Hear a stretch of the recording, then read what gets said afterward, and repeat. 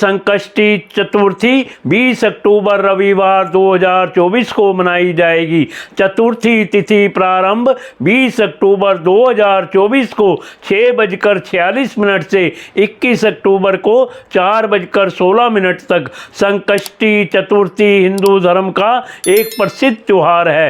हिंदू मान्यताओं के अनुसार किसी भी शुभ कार्य को करने से पहले भगवान गणेश की पूजा की जाती है। भगवान गणेश को अन्य सभी देवी देवताओं में प्रथम पूजनीय माना गया है। इन्हें बुद्धि, बल और विवेक का देवता का दर्जा प्राप्त है। भगवान गणेश अपने भक्तों की सभी परेशानियों और विघ्नों को हर लेते हैं, इसीलिए इन्हें विघ्नहर्ता और संकट मोचन भी कहा जाता है। वैसे तो हिंदू धर्म में देवी देवताओं को प्रसन्न करने के लिए ढेरों व्रत, उपवास आदि किए जाते हैं, लेकिन भगवान गणेश के लिए किए जाने वाला संकष्टी चतुर्थी व्रत काफी प्रचलित है। संकष्टी चतुर्थी का मतलब होता है संकट को हरने वाली चतुर्थी। संकष्टी संस्कृत भाषा से लिया गया एक शब्द है जिसका अर्थ होता है कठिन समय से मुक्ति पाना। इस दिन व्यक्ति अपने दुखों से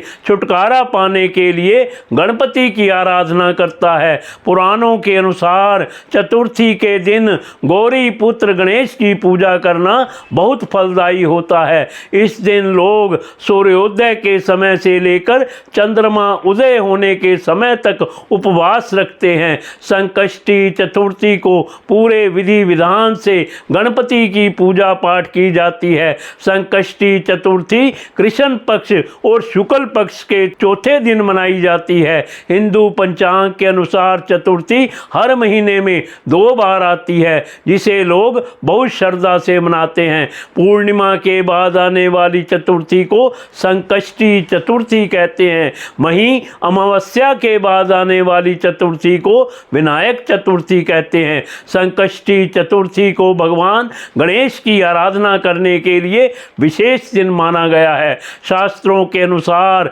माघ माह में पड़ने वाली पूर्णिमा के बाद की चतुर्थी बहुत शुभ होती है। यह दिन भारत के उत्तरी और दक्षिणी राज्यों में ज्यादा धूमधाम से मनाया जाता है। भगवान गणेश को समर्पित इस त्योहार में श्रद्धालु अपने जीवन की कठिनाइयों और बुरे समय से मुक्ति पाने के लिए उनकी पूजा अर्चना और उपवास करते हैं। संकष्टी चतुर्थी को कई अलग अलग नामों से भी जाना जाता है। कई जगहों पर इसे संकट हारा कहते हैं और कहीं कहीं संकट चौथ भी। यदि किसी महीने में यह पर्व मंगलवार के दिन पड़ता है तो इसे अंगार की चतुर्थी कहा जाता है। अंगार की चतुर्थी 6 महीनों में एक बार आती है और इस दिन व्रत करने से जातक को पूरे संकष्टी का लाभ मिल जाता है। दक्षिण भारत में लोग इस दिन को बहुत उत्साह और उल्लास से मनाते हैं। कहा जाता है कि इस दिन भगवान गणेश का सच्चे मन से ध्यान करने से व्यक्ति की सारी मनोकामनाएं पूरी हो जाती हैं और जातक को विशेष लाभ की प्राप्ति होती है। संकष्टी चतुर्थी पूजा विधि इस प्रकार है। गणपति में आस्था रखने वाले लोग इस दिन उपवास रखकर उन्हें प्रसन्न कर अपने मन चाहे फल की कामना करते हैं। इस दिन आप प्रातःकाल सूर्योदय से पहले उठ जाएं। व्रत करने वाले लोग सबसे पहले स्नान कर साफ और धुले हुए कपड़े पहन लें। इस दिन लाल रंग का वस्त्र धारण करना बेहद शुभ माना जाता है और साथ में यह भी कहा जाता है कि ऐसा करने से व्रत सफल होता है। स्नान के बाद वे गणपति की पूजा की शुरुआत करें। गणपति की पूजा करते समय जातक को अपना मुंह पूर्व या उत्तर दिशा की ओर रखना चाहिए। सबसे पहले आप गणपति की मूर्ति को फूलों से अच्छी तरह से सजा लें। पूजा में आप तिल, गुड़, लड्डू, फूल, तांबे के कलश में पानी, धूप, चंदन, प्रसाद के तौर पर केला या नारियल रख लें। ध्यान रहे कि पूजा के समय आप देवी दुर्गा की प्रतिमा या मूर्ति भी अपने पास रखें।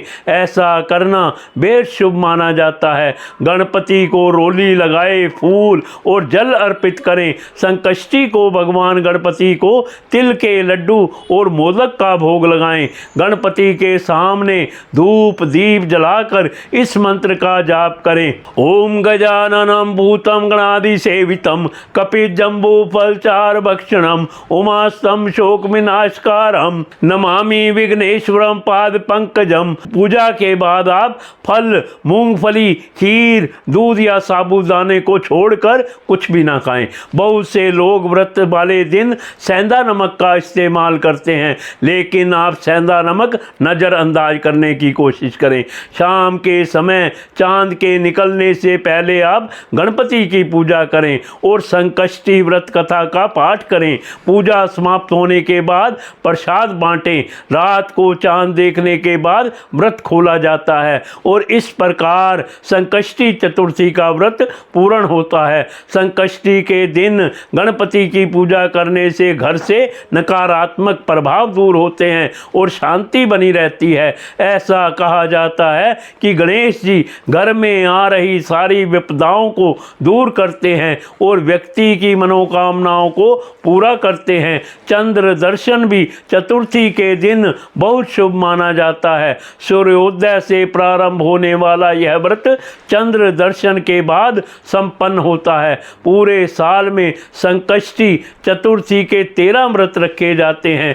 सभी व्रत के लिए एक अलग व्रत कथा है। एक बार माता पार्वती और भगवान शिव नदी के पास बैठे हुए थे।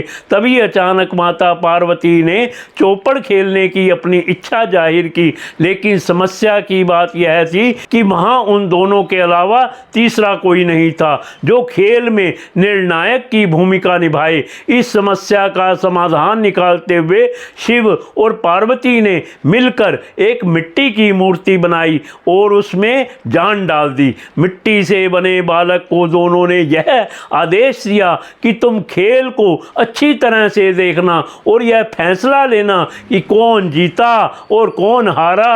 खेल शुरू हुआ जिसमें माता पार्वती बार बार भगवान शिव को मात देकर विजय हो रही थी। खेल चलता रहा, लेकिन एक बार गलती से बालक ने माता पार्वती को हारा हुआ घोषित कर दिया। बालक की इस गलती ने माता पार्वती को बहुत क्रोधित कर दिया, जिसकी वजह से गुस्से में आकर बालक को श्राप दे दिया और वह लंगड़ा हो गया। बालक ने अपनी भूल के लिए माता से बहुत क्षमा मांगी और उसे माफ कर देने को कहा। बालक के बार बार निवेदन को देखते हुए माता ने कहा कि अब श्राप वापस तो नहीं हो सकता, लेकिन वह एक उपाय बता सकती है जिससे वह श्राप से मुक्ति पा सकेगा। माता ने कहा कि संकष्टी वाले दिन पूजा करने इस जगह पर कुछ कन्याएं आती हैं। तुम उनसे व्रत की विधि पूछना और उस व्रत को सच्चे मन से करना। बालक ने व्रत की विधि को जानकर पूरी श्रद्धा पूर्वक और विधि अनुसार उसे किया। उसकी सच्ची आराधना से भगवान गणेश प्रसन्न हुए और उसकी इच्छा पूछी। बालक ने माता पार्वती और भगवान शिव के पास जाने की अपनी इच्छा को जाहिर किया। गणेश ने उस बालक की मांग को पूरा कर दिया और उसे शिव लोक पहुंचा दिया। लेकिन जब वह पहुंचा तो वहां उसे केवल भगवान शिव ही मिले।